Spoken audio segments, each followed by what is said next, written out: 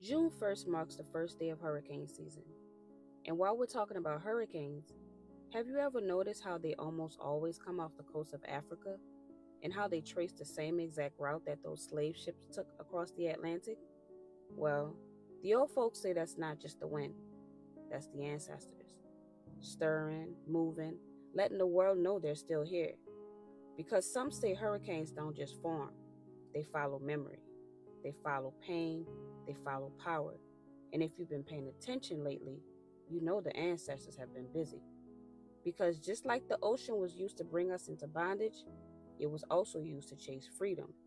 In this route, it was by sea, and they called it the Blue Highway. We always hear about the Underground Railroad, but this was the water version. Enslaved people along the coast, from Savannah, Charleston, New Orleans, all the way up to Baltimore, used ships, steamboats, and even fishing boats to escape. They hid in barrels, crawled into storage crates, snuck into ship crews. Some swam, some rowed, some prayed their way through open water, and somehow, some made it. Let's talk about Lear Green. She was 18 when she escaped. Now, she was enslaved in Baltimore, Maryland. Now, I know what you're thinking. Baltimore, that's the North. But here's the thing, slavery was mostly outlawed in the North by the early 1800s, but border states like Maryland, Kentucky, and Delaware still allowed it. So even though Baltimore wasn't in the deep South, slavery was still legal there. And Lear's story was especially heartbreaking. Her enslaver was cruel. He assaulted her, and then he would allow others to do the same, using her however he wanted. But in the middle of all that, Lear met a man, a free black man from Philadelphia named William Adams. He had come to Baltimore maybe for work or through church, and they fell in love. His mother, Miss Adams, came up with a plan. They folded Lear into a wooden chest, gave her a quilt, a little food, and a bottle of water, sealed it shut with rope, and loaded it onto a steamboat called the Kentucky, headed from Baltimore to Philadelphia. 18 hours in a box, no light, no space, no air. And when they opened it, she stepped out, free, reunited with the man she loved. They got married, and Lear never looked back. Now that's a freedom story. But not every story ended like Lear's. Some folks drowned trying to get to the ships, some were caught hiding below the deck and sold deeper into the South. And even if you made it up north, that Fugitive Slave Act meant you could still be captured and dragged back.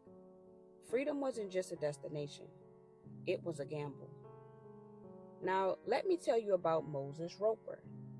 He escaped more than a dozen times, and each time they tortured him worse.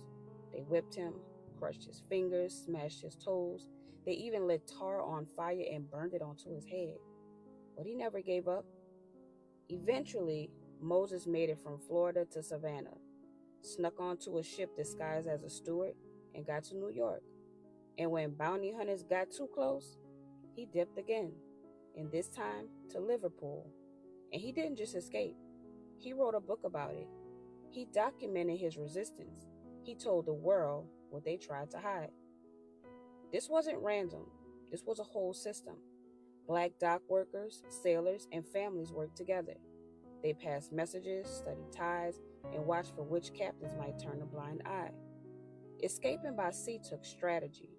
It was chess, not checkers, and it was dangerous, but brilliant. So why don't they teach us this? Why don't they talk about the water routes, about Lear Green, about Moses Roper, or about Robert Smalls, the one who stole the Confederate ship and later went on to become a U.S. Senator? We hear about stowaways, we hear about the ones who didn't make it, but we don't hear enough about the ones who did, the ones who found freedom through water, not death. Because this wasn't just a few lucky escapes, this was a movement. Over 100,000 people are believed to have gotten away using water routes like this. But of course, for some reason, they don't teach us these stories in school.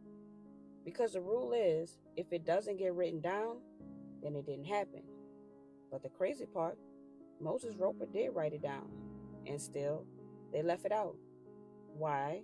Because like we said, this isn't just a story about slavery. It's a story about strength, about strategy, about black people using the same water that brought them pain to find power. We were always taught that water was our weakness, but it's only a weakness if we let other people tell the story for us. Because if we don't tell it, they'll clean it, they'll twist it, they'll water it down, and we'll be left with whatever version they decide to give us. That's why sharing these stories matters. Every time you like, share, or comment, you help our stories live. You help the truth travel. So if this moved you, subscribe, because this is just one of those stories that they won't put in your textbook. Peace.